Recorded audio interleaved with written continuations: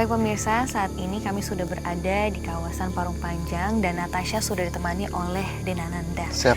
Nanda, ini sekarang kita ada di tempat yang mana dulunya itu digunakan sebagai pabrik batu bata. Siap. Sekarang kita ada persis di depannya ya. Iya. Apa yang Nanda rasain? Jadi pada saat kita awal masuk ke sini, saya sudah melihat suatu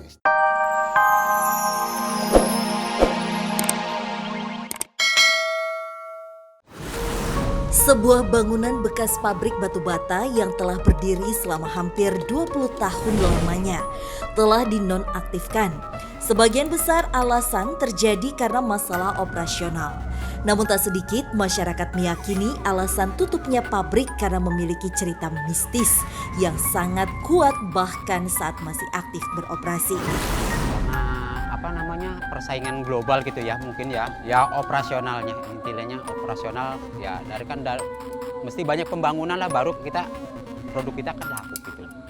Kisah mistis yang ada juga diyakini masih memiliki hubungan kuat akan cerita kelam di masa lalu tentang keberadaan lokasi tepat di mana bangunan pabrik tersebut berdiri. Tahun 77 Hasan, tutupnya baru sekarang aja. Masyarakat sendiri banyak mengaku telah merasakan berbagai macam gangguan dari aktivitas para makhluk gaib tersebut. Mulai dari terdengarnya dentuman suara benturan besi seperti dipukul, padahal pabrik sudah tidak beroperasi. Hingga suara yang seolah memanggil-manggil nama seseorang. Namun tak ada seorang pun terlihat berada di lokasi suara tersebut. Jadi anak saya lewat aja, jadi kena ke anak saya. Kemasukan gitu ya. Kalau sedang tidur sih bukan ya sekedar tiduran gitu. Itu kadang-kadang di samping itu ada yang nemenin. Itu sering gitu. Tak hanya berhenti dengan terdengarnya suara-suara atau kemunculan wujud yang hanya sesaat dari para makhluk astral yang mendiami pabrik. Gangguan bahkan sampai di tahap cukup meresahkan karena makhluk astral tersebut dapat merasuki tubuh seseorang. Anak saya kesurupan, ya memang anak saya yang ngomong sama saya. Kepala buntung itu, ya itu di situ dijelasin. Ya udah saya tahu, ya udah begitu. Akhirnya saya tahu. Nah, anak saya kesurupan begitu, akhirnya alhamdulillah gitu. Nggak sampai koma lah gitu anak saya. Kengerian dari pabrik ini sendiri diperkuat dengan tragedi mengenaskan yang terjadi di masa lalu, di mana adanya seorang karyawan yang terjatuh hingga terjepit mesin pabrik. Kecelakaan korban jiwa sih dulu ada ya, bagian pembetulan atap. Ya, dia jatuh tiba-tiba. Jadi jatuh, pas kena itu jatuh ke bawah, kejepit mesin itu. Seolah memperkuat mitos yang ada akan keberadaan sosok astral yang sangat kuat menguasai lokasi pabrik. Penampakan yang muncul kerap berwujud seperti seorang penguasa yang bengis. Yang itu disebut Rangga Wulung itu. Itu rajanya itu. Ya sosoknya ya kayak iya. Lantas, apakah penelusuran yang akan kami lakukan ini mampu menguak mitos dari gangguan-gangguan gaib yang kerap menghantui para pekerja hingga masyarakat sekitar? Dan apakah kami dapat menemukan alasan sebenarnya yang membuat pabrik kini tak lagi beroperasi?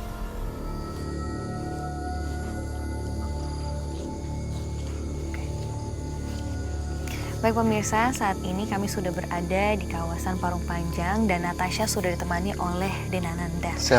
Nanda, ini sekarang kita ada di tempat yang mana dulunya itu digunakan sebagai pabrik batu bata. Siap. Sekarang kita ada persis di depannya ya. Iya. Apa yang Nanda rasain? Jadi pada saat kita awal masuk ke sini, saya sudah melihat suatu istana. Sangat gede sekali.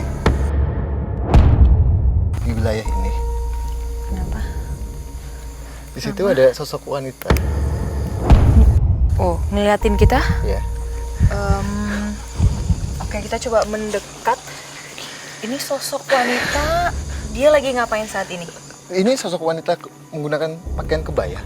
Oke. Dia kayak melambai-lambaikan tangan kita bahwasanya adalah ayo kesini, ayo kesini gitu.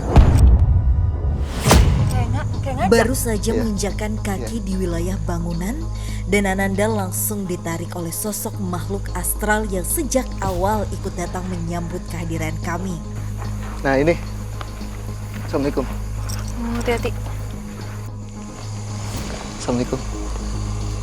Sosok makhluk astral berwujud wanita berkebaya itu tak segan-segan untuk berkomunikasi dan memperkenalkan dirinya kepada Nanda.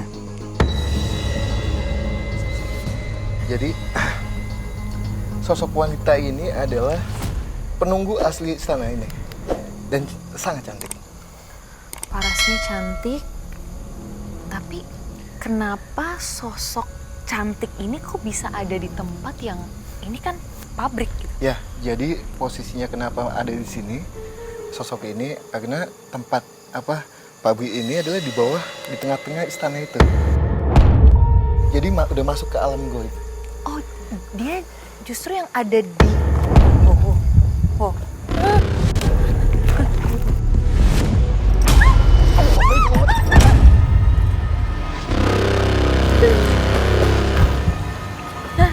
Awas. Seketika Nanda mengalami serangan dari sosok astral yang sedang diajak berkomunikasi.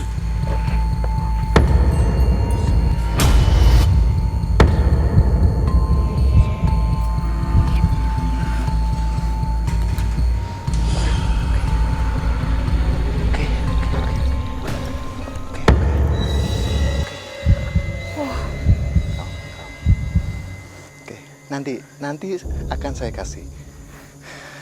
Tahan dulu. Oke. Wah, Nanda, kamu nggak apa-apa? Enggak. Tadi sempat ada yang datang lagi.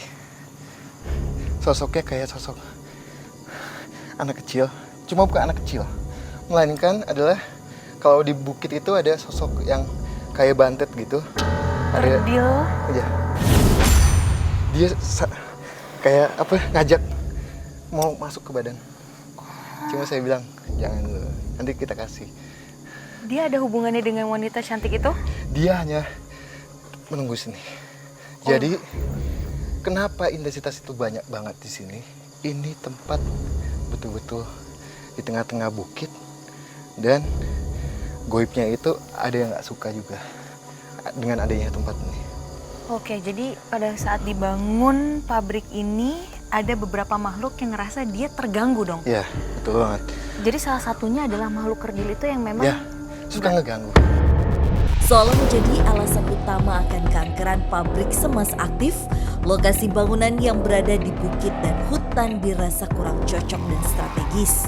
Apalagi jika tempat tersebut diisukan sebagai kerajaan jin bawah bukit. Ya ada. Tuh di atas tuh di situ. Pindahan dari Gunung Kepuh tahun 90. Tak putus di situ saja, Nanda juga merasakan sosok astral lain yang kerap mengganggu dan seolah menunggu kedatangan kami di sepanjang jalan tumpukan bata ini. Tapi ada yang lebih ngeganggu lagi semua. ada lagi yang Ada lebih lagi ngeganggu. ngeganggu lagi. Di mana? Jadi sosok wanita ini sebenarnya tidak mengganggu banget, tapi di belakang sana adalah sama dengan sosok yang ada yang depan kita ini, sosok anak kecil. Di belakangnya itu lebih banyak lagi. Dia kayak lagi main gitu, kayak taman kanak-kanak. Oke. Penelusuran kami pun berlanjut menyusuri lorong tumpukan batu bata.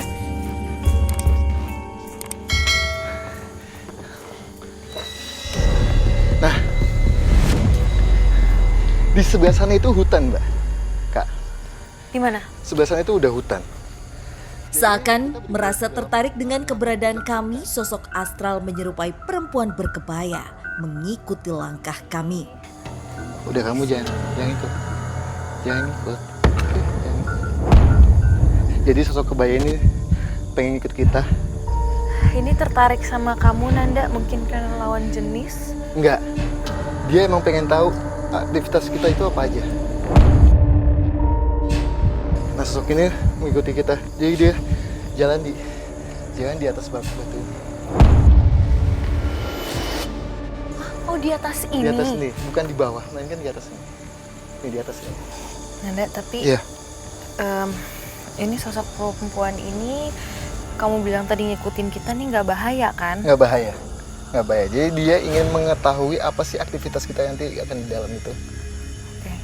Dan dia memang bukan sosok yang mengganggu atau mencelakakan orang-orang di Bukan, sini ya? Bukan. Berarti kita coba penelusuran ke sebelah sana aja kali ya?